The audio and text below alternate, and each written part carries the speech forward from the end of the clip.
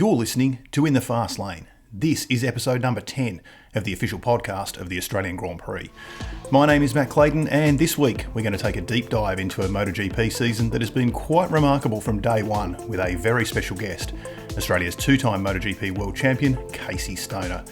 In Formula One, we had the Italian Grand Prix at Monza last Sunday, and we had a first-time Grand Prix winner in Pierre Gasly, the Frenchman winning a restarted race for AlphaTauri after the initial race was red flagged following a big crash for Ferrari's Charles Leclerc.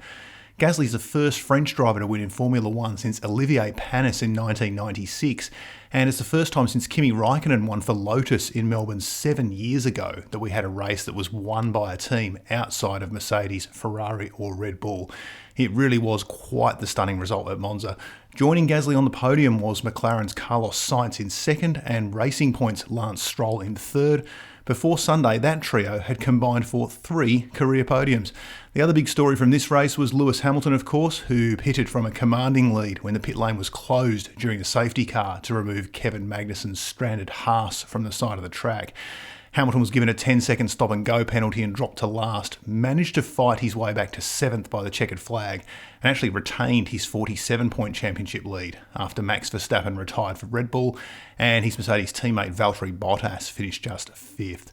Daniel Ricciardo had solid pace all weekend and came home behind Bottas in 6th, bagging another 8 points for Renault. And while we're on the subject of Australians, Oscar Piastri will head to the final round of the Formula 3 season at Mugello next weekend with an 8-point championship lead after a podium and a non-finish in the 2 races at Monza. But back to two wheels. 2020 has been a rough year for so many sporting codes, but we've had several seasons worth of drama and headlines from just 5 MotoGP races to date. We've had 3 first-time winners. We've had a rookie win in just their 3rd race. We're definitely going to get a new world champion, and we have an Aussie right in the thick of the title chase in our own Jack Miller. It's certainly been a compellingly crazy year so far. So crazy, in fact, that I'm almost willing to believe that my co-host could get on the podium if we offered him a wildcard ride. It's hello to Michael Laminato. Hi, Michael. Hey, look, it'd just be another story in this season, wouldn't it? It wouldn't be that out of place, I think. It'd only be about the 7th least believable headline that we've had so far. But, yeah, I mean, look, 5 races in, we've had half a dozen storylines that for any other season, a normal season in air quotes, would pass for probably the biggest story of the year. To your reckoning, what's the story that stands out for you most so far? Well, look, I'm going to go for the easy one, really, and that is Marc Marquez's, I won't necessarily say his crash, but his absence. Because, and I don't mean that just in the sense that the world champion is missing. Sounds like the title to a great novel, doesn't it? But purely for the effect that that's had subsequently on the riders. You know, I thought it was really interesting. Miguel Oliveira, I think, was after winning his last race, said that riders believe now that they can win. It feels like it's such a mental mindset shift, not only for us viewing who have become so used to seeing one rider at the front, one bike inevitably finding its way forward and onto the top step of the podium, but for other riders to very suddenly and unexpectedly be instilled with the belief that a championship is up for grabs has really quite dramatically changed the complexion of this season in a way that I don't think simply Marc Marquez not being there describes sufficiently. No, I'd agree. I think it was definitely the first domino, and all of the craziness probably links back to that. To my mind, I still think the Andrea Dovizioso dumping Ducati, where, you know, all of the other seats on the grid were pretty much taken up, and we figured that the delay there was a matter of making the money work for either side. The fact that he announced in the middle of a Grand Prix weekend, well, sorry guys, I'm actually not coming back next year, then goes and wins that race. He doesn't have an address for next season, and he could very well do the ultimate mic drop, win the championship without Marquez being on the grid, and then walk off into the sunset. So that is a fairly crazy story in itself. But, you know, in my long, short list of what we could talk about here, I think I probably had about 8 things, and you getting a podium on an Aprilia would probably just about scrape into the top 10. But look, so much has happened already that it's incredibly hard to know what comes next. I think that's why these remaining 9 races are going to be so eagerly anticipated by everyone who lives and breathes the sport. Certainly been no shortage of talking points, that's for sure, which makes it the perfect time for us to introduce this week's special guest.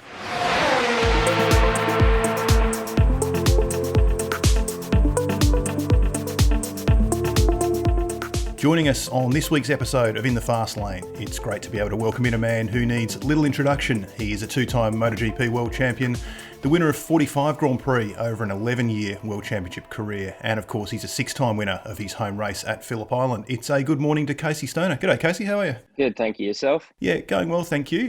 We were just talking before about this MotoGP season, only 5 races in. It sort of feels like we've had about 2 years worth of headlines in 5 races already.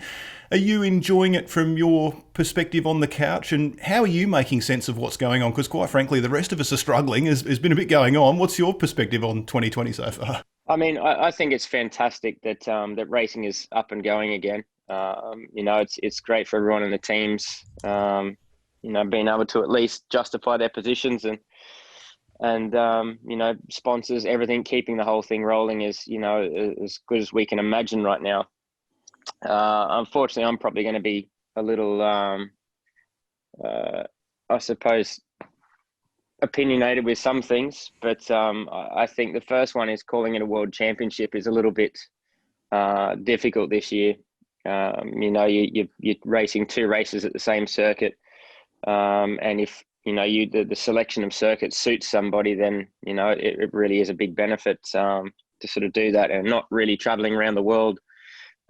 Creating a world championship is something I'm not a massive fan of, but the racing itself is fantastic to get up and going, and rather than these riders sitting around all year, I think it's fantastic. Yeah, look, the rest of us are certainly enjoying that. Just as an aside to that, I was going to ask you, do you still watch races when you're watching them on the TV through the lens of being a rider, or are you distanced enough now where you can just watch them as a fan? Because obviously, you're someone that loves bike racing, so that's where this all started, but do you still watch it from that perspective of being a guy on the bike and being in the fight with these guys? When they're some really good races, and I see certain riders doing some pretty incredible things, then I see it as a fan.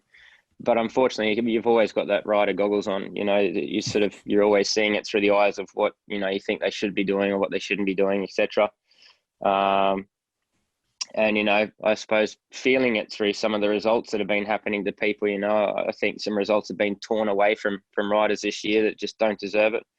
I think things need to be a little more clear with track limits and things like that as well. When they're allowed to seemingly go off track and not be penalised, and when they're not allowed to go off track and be penalised. I think there's a lot up in the air at the moment that's making the racing very confusing for people and riders themselves. And they need just a few more clean lines and clear decisions on what they do in the end. I think that's where I do see it from a rider's perspective as well, and see the heartbreak sort of thing. As you said, I mean, the pandemic has, of course, been the big story of this season. But once the season got started, the absence of Marc Marquez has become a close second, I think, in terms of effects on this campaign. You've mentioned the lack of the world aspect, I suppose, on the calendar, maybe affecting the title of being a world championship. But looking at the racing itself, which has been very close, does the absence of Marquez, the reigning and very dominant world champion, lessen the value of even that championship in the way that some people are sort of making it out to be? Again, this is where I can start some controversy, but I completely agree. I think without Mark there, quite honestly, there's no leader at the moment. And you see that by the results, by the people that are standing on the top step of the podium. Mark was a clear leader and took that championship to another level. When I was there, it was myself, Valentino, Jorge and Danny that was sort of always at the front, stretching the field out, I suppose. At the moment, they don't really have that rider to do it. That is Mark, and show what you should be doing each week and a level of consistency throughout a season. Now, because this season's condensed, 2 races at each circuit, they sort of feel like, if they got a half decent result one week, they're going to be okay for the next week. It's a very, very different championship, and I think it's sort of upsetting the mix in a lot of ways like that. Then you've got 2 races that were red flagged and restarted, and I don't agree with not having the time that, say, for instance, Johan Mir was doing a great job in the first part of the second race there. It's in Austria, and then gets that just absolutely stripped away from him and ends up with no result. I just don't think that's fair. in racing in general, just to be able to go and put a full grid restart and let people go, well, I only have 6 laps to, sort of keep it towards the front. I don't necessarily agree with that sort of style of racing, I suppose. We, for a moment, had the glimpse of Marquez maybe racing through a broken arm, which would have been incredible. A comeback only 4 days after injuring it, or 5 days. Racing through injury is almost a bit of a theme in MotoGP these days. I mean, you had a crack as well in 2012 in the last stages of your title fight then. And I mean, I think the average person probably finds the idea of competing while in a surgical condition kind of difficult to understand. Talk us through that idea of trying to breach the pain barrier and getting back on the bike. And what do you think Marquez would be feeling having to watch now 2 to 3 months, maybe the entire season from the sidelines, knowing he was probably a good chance here? I mean, we've all ridden through injuries. I mean, if you don't, then you're certainly not going to be a MotoGP rider. Crashes happen. They're kind of unavoidable, and you sort of have to ride through it. But an accident as severe as Mark's was always going to be, in my opinion, quite impossible to do in that short time span that he tried to ride. So I think if he gave it a week or two, that first time round, he may have had enough strength and everything to then ride the rest of the season and come back and slowly get towards the front. And with the races the way they've gone, he probably still could have been winning. I think it was just far too premature coming back with an injury like that without at least having it pinned both sides of his arm. So it was always going to be a little bit too weak. There was going to be movement in there, things like that. So, I think it's got to be hard for him, because maybe waiting an extra week or two could have had him in there for the rest of the season and still had a very realistic shot at the championship. But now having to sit out for this long is got to be hard work for sure. Well, particularly with the calendar being pretty short, as we know. I was going to ask you, Casey, actually, with Honda, are we now seeing that maybe Mark has kind of flattered that bike and the way that's gone over the past few years? Because I think one of the things watching this year is, one of the bizarre things, you kind of forget that the Repsol Hondas are in the race. They're right down the back of the grid, and they're not really, haven't been on the podium yet, haven't really featured in the races at all. Is this showing that perhaps he's ridden around some of the issues with that bike over the past couple of years, because no one's really been able to fire a shot on it? And as an aside to that, if you're Pol Espargaro right now, you're making the big move to the big glamour team for next year.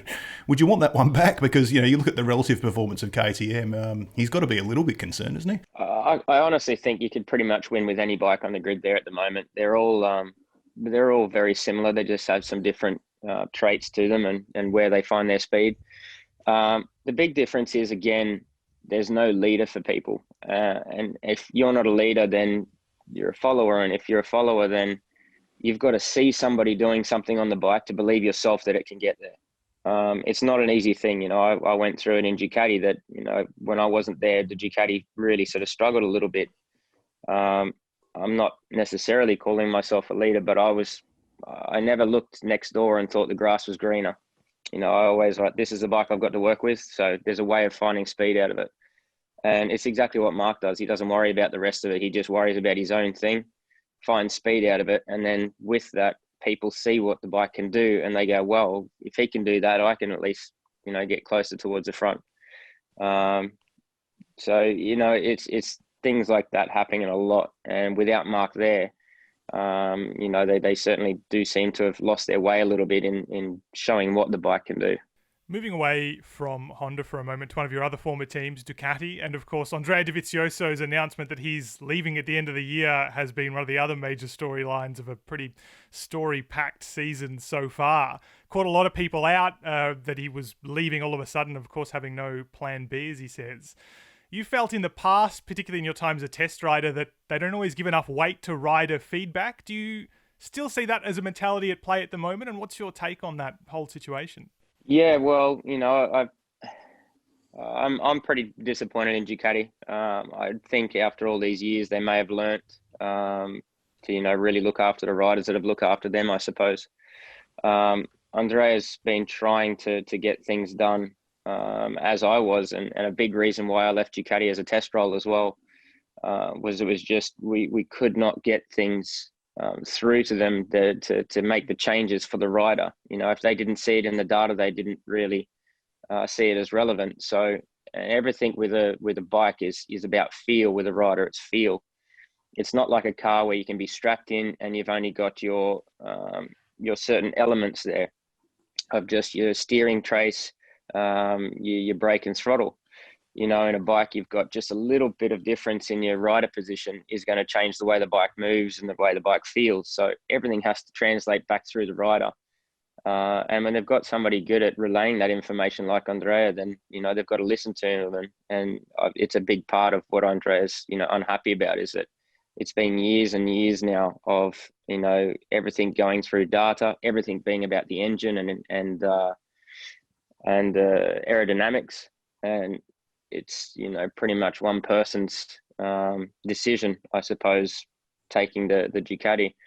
Now, it's very close to being a fantastic bike on the grid, but it's always missing that one fundamental, which is turning. And, it's something that, that comes from a rider and getting the feel with the chassis. And it's just always something that's been missing. I reckon we could have asked you that question a few years back and you would have had a pretty similar answer as far as that goes, Casey. But when it comes to Ducati, of course, we can't not mention Jack Miller's move to the factory outfit next year. It looks like he may be in a bit of a leadership role there, judging by who may end up being his teammate. Do you think he's ready now, given his experience? He's still pretty young, but he's been around for a while now.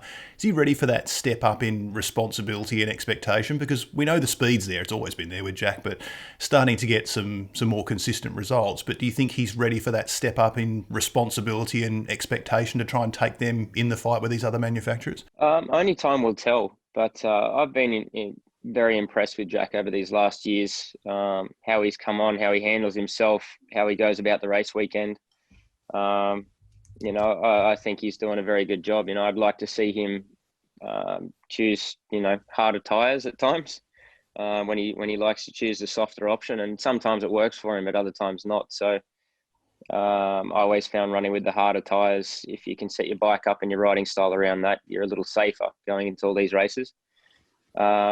But other than that, I think he'll have no problem settling in there. It is going to be a very different situation, being in a satellite team that's running basically the factory bikes anyway. It's quite a good gig that people that are in the situation don't realise. It's always a dream to get into the factory team, but there's a lot of pressure coming from there. You've got a lot more engineers, you've got a lot more expectation. You've got a lot of things that you've got to sort of deal with. But, Jack's been really progressing nicely over these last few years and, he should have no issues. One manufacturer that's made a massive leap this season, probably right at the same time, judging by the state of things this year, is KTM. Brad Binder won in Vermeulen, Miguel Oliveira last time out. Pol Espargaro almost. You think he's probably going to have a chance at some point this season. Just hasn't locked it in yet. From the outside looking in at this team, what's changed there to cause such a massive improvement? And, what impact do you think that your old teammate Danny Pedrosa, for example, has had as his role as test rider there?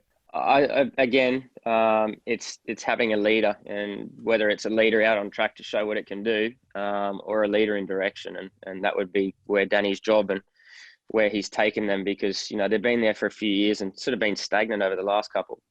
And now that Danny's got in there and sort of directing them in the right direction. Danny and myself always sort of enjoyed similar bikes, always a little bit different, but certainly chassis-wise, we always generally chose the same chassis. If we had a selection of two, we basically went always towards the same one. And I'd say it's Danny that's really made the big key there on the fundamentals that bike needed, and they've made a massive step forward. In Brno, I'm not sure why the Yamahas chose those softer options or whatever they did, but it was a bit of tyre selection there as well, from what I understand, being all the way over here. But Brad did a great job. Pole probably would have been up there if he hadn't run wide and then come back together with Johan. In Austria, they've been consistently quick as well. But at the same time, Austria, like I said, when it got red flagged and they were, absolutely nowhere, no chance of winning the race. And then, the red flag happens and you get these surprise winners. So, it's been very, very impressive this year from the Austrian manufacturer for sure. And, I think to be honest, probably 70-80% of it has been Danny Pedrosa. It's funny, Casey. I think it took us 15 minutes and someone finally said the word Yamaha, which is kind of bizarre when you think they actually won the first 2 races of the year and it's taken us this long to get to them. I want to get to Fabio Quartararo in a sec, but just wanted to get your thoughts on Valentino Rossi. We knew even before this season started that he'd be leaving the factory outfit at the end of the year. It looks pretty much odds on he'll be at Petronas for 21 at least. What do you suppose his motivation is at this point, at the age of 41 and with nothing really left to prove? And do you think he's earned the right to go out on his own terms, or is that a seat that would be better off in the hands of a fast young guy like a Quartararo or Franco Morbidelli have been for the past 2 years? That's a very good question. I mean, Valentino's done a heck of a lot in the past, but in these recent years, he's been a top 10 guy. I still think he's got the speed to go towards the front, but in general, he's just missing that last little edge that young guys are willing to push and find speed that he just doesn't have, and especially doesn't have at the start of races. He generally sort of gets there towards the end, and his experience shows, but he's been lacking a little bit. So I think they've made the right decision, the factory team, with putting Quartararo in there, but we'll just have to see how Valentino goes in this Petronas team. I mean, they've been doing a good job. Where his motivation come from, I really don't know. He says he still loves it, but a guy like that loves winning. So it'd be hard for me personally to be running 5th, 6th spots consistently and treating podiums like wins when they're not actual victories in the way that he does. So it's very strange and hard to see him, to be honest, not fighting for those front positions a little bit more. Quartararo's obviously been a bit of a standout with those 2 wins, but really the entire younger generation has been fairly impressive. There's Joan Mir and Brad Binder, Oliveira, obviously the last winner, even Pecco Bagnaia, even if we haven't seen much of him this season. Is there someone in particular from this next generation you find particularly impressive and could be one of, if not the major forces in the next couple of seasons? To be honest, I don't know. Everyone sort of seems to be running that sort of similar position or pace. Pecco really impressed me in Jerez, and then he, absolutely crushingly had an engine issue. Of course, Fabio, we've known he was fast from last year. And he came out guns blazing this year, but at a circuit that he already had pole last year. So for me, that's not showing a lot. That's just showing that circuit really suits him. Then we see a circuit like Austria, and he was absolutely nowhere all weekend. So again, without that leader like Marc showing that you've got to be up there consistently, no matter the circuit, no matter the conditions, it's very hard to judge what these young guys can do. Once the field sort of gets stretched out a little bit and they've got somebody in there that's daunting to them, then it might change the results and where they come from. But we've got a bit of talent there for sure to have showings at the front. But I think consistent showings at the front, I haven't sort of seen anybody as yet. That's sort of proven they're going to be a consistent front runner. I thought Fabio was going to be a lot better this year, but Austria has been quite disappointing, to be honest. I know the Yamaha struggle, but it's still no excuse to be running that far back. Yeah, look, I think time's going to tell with whether that Austria track and those 2 races there was a bit of an anomaly for them. Casey, one final one before we let you go. I'll give you a simple but a difficult question to finish. Who should win this year's title and who will win it? Now, they may not be the same rider or team, which is why I've emphasised both of those. What's your take on that? Who should win it? In my opinion, is probably between Andrea and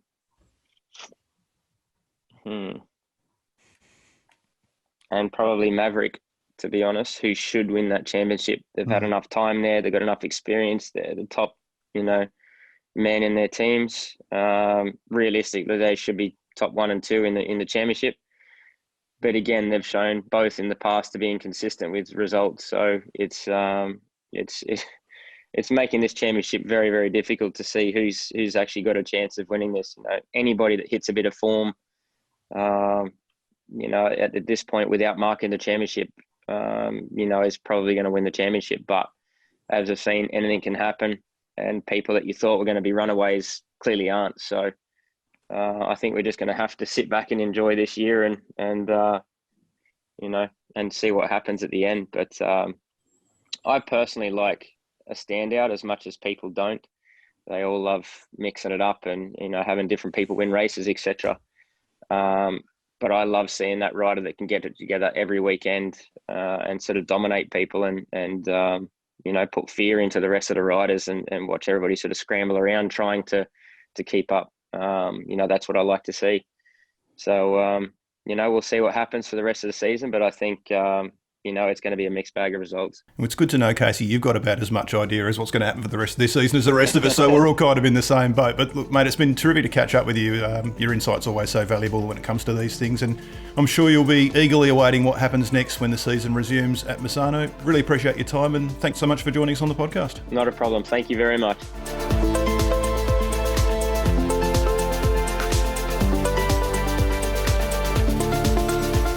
That's all for this episode of In the Fast Lane. Thanks for joining us, and a big thanks to this week's guest, Casey Stoner. We'll be back next week to run through everything that happens on another big Sunday night on the couch, with MotoGP racing at Misano and F1 in action a couple of hours drive away at Mugello. And of course, we'll also be joined by another big name guest from the world of motorsport.